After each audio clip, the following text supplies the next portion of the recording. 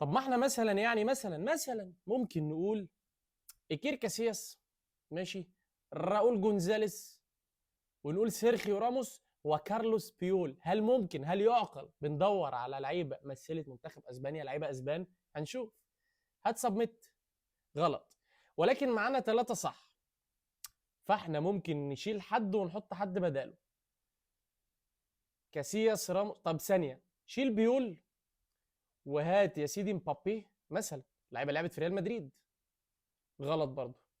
طب شيل مبابي وهات مارسيلو. ممكن نكون بندور على لعيبه خدت دوري ابطال مع ريال مدريد مثلا.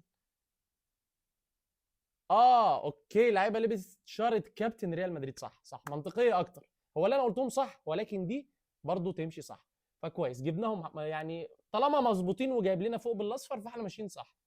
طيب هندور بعد كده على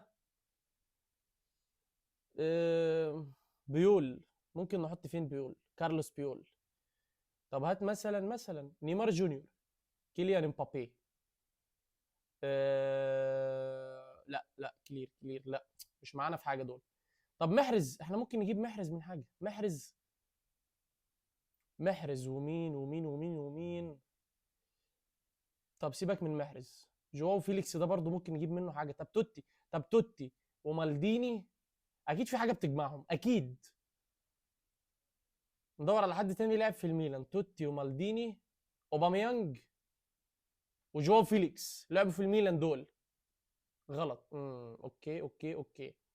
طيب احنا ممكن نروح فين ونيجي منين؟ طب اديبايور، اوشيمين، رياض محرز، اوباميانج، دول افارقه.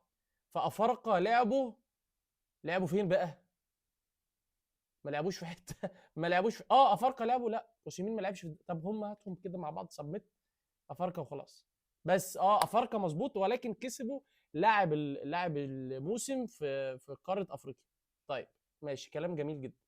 طيب فاضل مين؟ بول سكولز، فرانشيسكو توتي، بيول، مالديني. لعيبه معتزله؟ معرفش. اوكي لعبوا، انا بختارهم صح بس ما بجيبش السبب. لعبوا في فريق واحد بس فعلا. بول سكولز لعب في اليونايتد، بيول برشلونه، مالديني ميلان، وطبعا توتي روما. اذا يتبقى لدينا كوتينيو وكيليان امبابي، نيمار جونيور وجواو فيليكس. فالمطلوب منك في الكومنتات تقول لنا الحاجه اللي بتجمع الاربع لعيبه دول مع بعض.